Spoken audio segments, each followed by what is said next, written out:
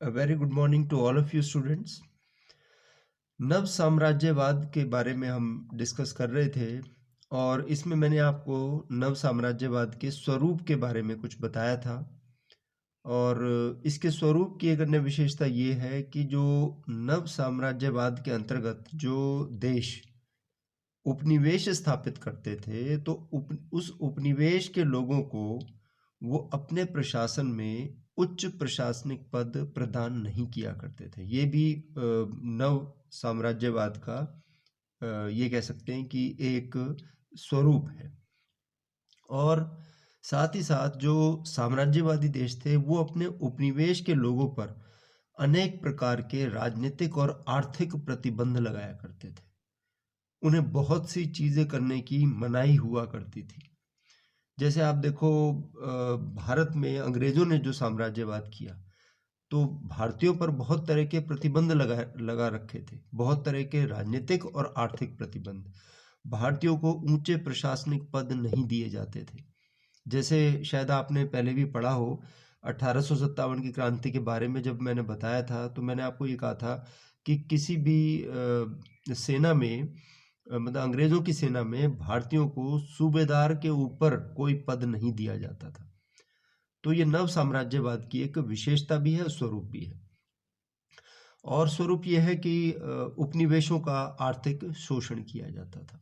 ठीक है, तो ये बातें हमने डिस्कस की नव साम्राज्यवाद या साम्राज्यवाद के स्वरूप के बारे में। अब थोड़ा सा इस बात पे हम डिस्कशन करेंगे कि नव साम्राज्यवाद के क्या लक्ष्य थे, what were the objectives of new imperialism. तो पहला ऑब्जेक्टिव तो ये था कि स्थानीय प्रभुत्व स्थापित करना, एस्टैब्लिशमेंट ऑफ लोकल प्रीपोंडरेंस।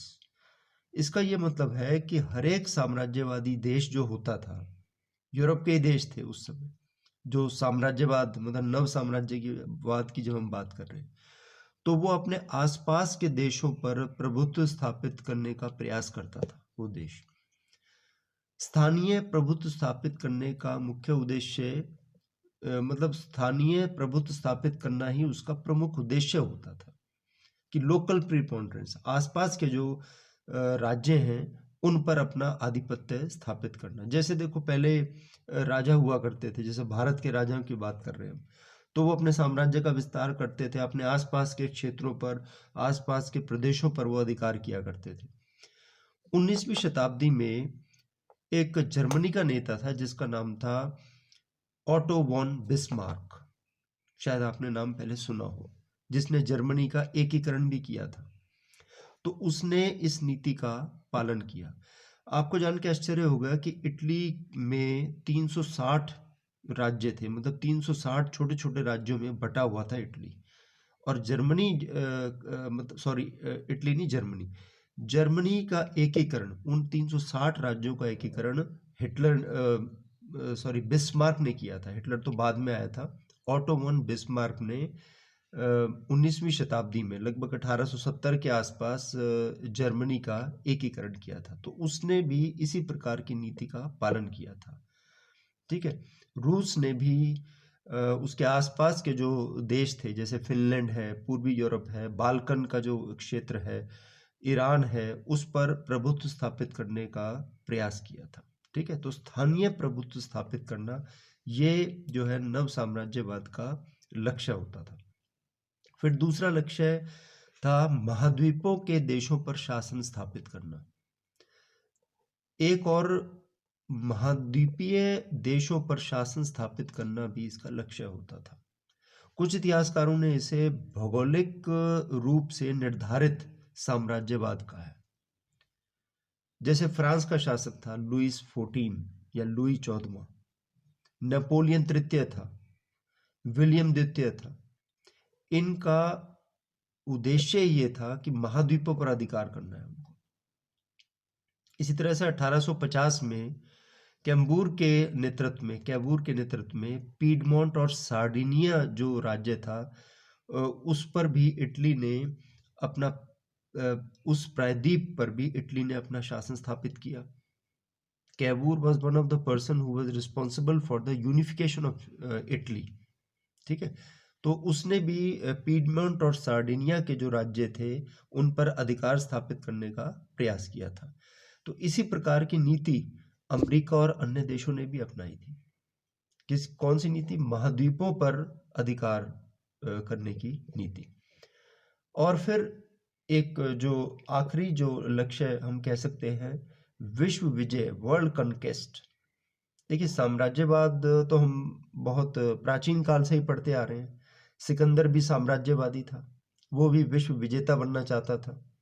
ठीक है, इसी प्रकार से एक और साम्राज्यवादी था, आपने दिल्ली सल्तनत में पढ़ा था, शायद आपको नाम याद आया होगा। दिल्ली सल्तनत का एक शासक था बहुत शक्तिशाली, जिसका नाम था अलाउद्दीन खिलजी। अलाउद्दीन खिलजी भी विश्व विजेता बनना चाहता था, लेकिन बाद में उसने ये सोचा कि पहले भारत पर को अपने अधीन कर लिया जाए। तो ऐसी अभिलाषा बहुत से शासक रखा करते थे। लेकिन अच्छा, मध्यकाल की अगर हम बात करें तो अरब और मंगोल विजेता थे। मंगोल भी इसी उद्देश्य से जो है आगे बढ़ा करते थे। लेकिन 18वीं और 20वीं शताब्दी में नेपोलियन फर्स्ट और हिटलर ने विश्व को जीतने का प्रयास किया। नेपोलियन जैसा जो शासक था, वो उसने पूरे यूरोप को नतमस्तक कर दिया था अपने आगे। पूरा यूरोप उसने रौंद डाला था अपने पैरों तले। नेपोलियन द ग्रेट, ठीक है, नेपोलियन वन भी कहा जाता है उसको। और दूसरी तरफ हिटलर था। हिटलर के बारे में आपने सुना होगा, जर्मनी का शासक था, वो भी विश्व विजेता बनना चाहता था। तो इस विजय के लक्ष्य में वो अन्य देशों का बहुत बड़ा शत्रु बन गया था। ठीक है, तो कहने का अर्थ ये है कि साम्राज्यवाद को इससे बल मिला, और ये जो है नव साम्राज्यवाद के लक्ष्य थे। ठीक है, ये शायद आपको क्लियर हो गया होगा। अब इससे पहले कि हम एशिया और अफ्रीका में साम्राज्यवाद के बारे में पढ़ें, पहले हमें ये जानना होगा कि साम्राज्यवाद के साधन क्या क्या थे। इसमें कुछ चीजें रिपीट होंगी, जैसे एक होता है सैनिक साम्राज्यवाद। जब कोई राष्ट्र साम्राज्यवाद करने के लिए सैनिक साधनों का प्रयोग करता है तो इसे सैनिक साम्राज्यवाद कहते हैं, यानी मिलिट्री इंपेरियलिज्म। आप कहोगे साम्राज्यवाद तो केवल सेना के आधार पर ही जो है हासिल किया जा सकता है, लेकिन ऐसा नहीं है। हम और आगे पढ़ेंगे डिफरेंट टाइप्स ऑफ इंपेरियलिज्म। लेकिन प्राचीन और मध्यकाल में यही हुआ करता था। प्राचीन काल में, मध्यकाल में जो साम्राज्यवाद का स्वरूप था वो एक तरह से सैनिक साम्राज्यवाद ही था। उसका प्रमुख लक्ष्य सैनिक साम्राज्यवाद था। हालांकि मध्यकाल में बाद में जाकर जो वाणिज्यवादी एक विचारधारा उत्पन्न हुई, उसमें फिर वाणिज्य करना जो है एक मतलब एक लक्ष्य या साधन बन गया था। जैसे कि हम अगर मिलिट्री इंपेरियलिज्म की बात कर रहे हैं, यानी सैनिक साम्राज्यवाद की बात कर रहे हैं, तो इसमें लुई 14वें का नाम आता है, हिटलर का नाम आता है, नेपोलियन का नाम होता है, जिन्होंने अपनी शक्ति बढ़ाने के लिए अपनी सैनिक शक्ति के बल पर उपनिवेश बनाए थे। ठीक है, इसके बाद दूसरा किस्म का जो साम्राज्यवाद है वो है आर्थिक साम्राज्यवाद। इसमें क्या होता है कि जब कोई निर्धन राष्ट्र पर कोई शक्तिशाली राष्ट्र आर्थिक सर्वोच्चता स्थापित करने का प्रयास करता है तो उसे आर्थिक साम्राज्यवाद कहते हैं। ठीक है, जब कोई शक्तिशाली राष्ट्र दुर्बल या निर्बल राष्ट्र पर, कमजोर देश पर अपनी आर्थिक सर्वोच्चता स्थापित करने का प्रयास करता है तो उसको आर्थिक साम्राज्यवाद कहते हैं। आर्थिक शक्ति को साम्राज्यवाद का सबसे तर्कसंगत साधन माना जाता है। उसके अनुसार एक राज्य दूसरे राज्यों या राज्य पर आर्थिक नियंत्रण स्थापित करता है। जैसे मध्य अमेरिकी राज्यों की जो अर्थव्यवस्था थी वो संयुक्त राज्य अमेरिका के आयात पर निर्भर करती थी। इस प्रकार इन देशों की अर्थव्यवस्था पर संयुक्त राज्य अमेरिका का जो है अधिकार है। यहां तक कि घरेलू या विदेश नीति को बिना संयुक्त राज्य अमेरिका की अनुमति के वो लागू नहीं कर सकते। ठीक है ना, तो एक तरह से अमेरिका का जो सिस्टम है, अमेरिका में स्टेट्स हैं, अलग अलग कंट्रीज जो है ना, अमेरिका में जो जैसे मध्य अमेरिकी राज्यों की जो अर्थव्यवस्था है उस वो आधारित है संयुक्त राज्य अमेरिका की के आयात पर निर्भर करती है। ठीक है। और ये जो मतलब संयुक्त राज्य अमेरिका का जो वर्चस्व है वो उस पर पूरा स्थापित है। उनकी अनुमति के बिना वो कोई भी विदेश नीति संयुक्त राज्य अमेरिका की अनुमति के बिना वो लागू नहीं कर सकते। ठीक है। तो देखिए होता क्या था कि एक और किस्म का साम्राज्यवाद हम पढ़ने जा रहे हैं और दैट इज वेरी इंटरेस्टिंग, और वो है सांस्कृतिक साम्राज्यवाद, कल्चरल इंपेरियलिज्म। ये क्या है?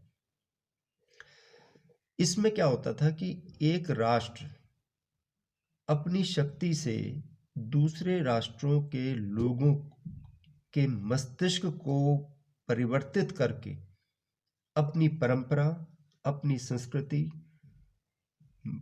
को अपनाने पर मजबूर कर देते हैं। इसको कहते हैं सांस्कृतिक साम्राज्यवाद।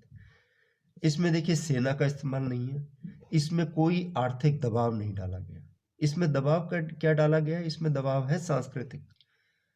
उस देश में पहुंचकर एक ऐसी भावना पैदा करना कि जो मतलब शक्तिशाली राष्ट्र है उसकी जो संस्कृति है वो तो सबसे बढ़िया है, और जो दूसरा जो राष्ट्र जिस पर वो कब्जा करने की सोच रहे हैं उसकी संस्कृति बेकार है। ठीक है। यानी अपनी सांस्कृतिक श्रेष्ठता, अपनी विचारधारा, अपनी शक्ति के अधीन दूसरे राष्ट्र के लोगों के मस्तिष्क पर नियंत्रण करना, उनके माइंड पर जो है राज करना, ये कहकर कि तुम हीन हो, तुम असभ्य हो, तुम बर्बर हो, और हम जो है हम सभ्य हैं, हम श्रेष्ठ हैं, हमारी जाति श्रेष्ठ है और हम तुम्हें सभ्य बनाएंगे। ऐसा ही हुआ था जब भारत पर अंग्रेजों ने अधिकार किया था। इसमें तो हम ऑल फॉर्म्स ऑफ इंपीरियलिज्म देखते हैं, सैनिक साम्राज्यवाद भी देखते हैं, आर्थिक साम्राज्यवाद भी और सांस्कृतिक साम्राज्यवाद भी। सैनिक शक्ति पर उन्होंने भारत को जीता, बंगाल पर विजय प्राप्त की। आर्थिक साम्राज्यवाद उन्होंने किया, और सांस्कृतिक साम्राज्यवाद किस प्रकार से किया कि अपनी शिक्षा नीति लागू की, अंग्रेजी शिक्षा लागू की, आधुनिक जो ज्ञान विज्ञान के बारे में भारतीयों को बताया जाता था। इस तरह से बताया जाता था कि रक्त और रंग की दृष्टि से तो वो भारतीय हैं, वो तो बदला नहीं जा सकता। ठीक है ना। अंग्रेजों ने भारतीयों के मस्तिष्क को बदलने का प्रयास किया। उन्होंने ऐसे लोगों को तैयार किया अपनी शिक्षा के माध्यम से जो कि रक्त और रंग की दृष्टि से, यानी उनका खून और उनका रंग तो भारतीय रहेगा, उसको तो बदल नहीं सकते, लेकिन उनके जो विचार हैं वो उनका धीरे धीरे पाश्चात्यकरण हो जाएगा। इसमें कोई आर्थिक दबाव, किसी प्रकार का कोई आर्थिक दबाव नहीं डाला जाता, और ये साम्राज्यवाद का सबसे सफल, स्थायी और प्रभावशाली ढंग माना गया है। यानी जो राष्ट्र है जिस पर वो कब्जा करना चाह रहे हैं उस राष्ट्र के लोगों में गुलामी की भावना भर देना, मतलब उनके अंदर दासत्व जो है जागृत कर देना, और वो अपने साहित्य के माध्यम से, शिक्षा के माध्यम से, और एक और बात, धर्म प्रचार के माध्यम से लोगों को परिवर्तित करने का प्रयास करते हैं। जैसे ईसाई मिशनरी भारत में आए, उन्होंने कहा कि हमारे ऊपर, श्वेत व्यक्तियों के ऊपर एक भार है कि उन्हें असभ्य लोगों को सभ्य बनाना है। इसको मैंने आपको बताया भी था जब सेकेंड ईयर में आपने पढ़ा था। It is called as the white man's burden. श्वेत व्यक्ति का भार है कि वो काले और असभ्य लोगों को सभ्य बनाए। ठीक है। तो these were the different forms of imperialism. अब इस चैप्टर में, साम्राज्यवाद में, मैं केवल एक ही लेक्चर में आपको एशिया में और अफ्रीका में साम्राज्यवाद बता दूंगा। ठीक है। वो होगा नेक्स्ट टाइम। और फिर हमें साम्राज्यवाद के जो प्रभाव है वो पढ़ने हैं। फिर ये आपकी पहली यूनिट पूरी हो जाएगी। ठीक है। Thank you.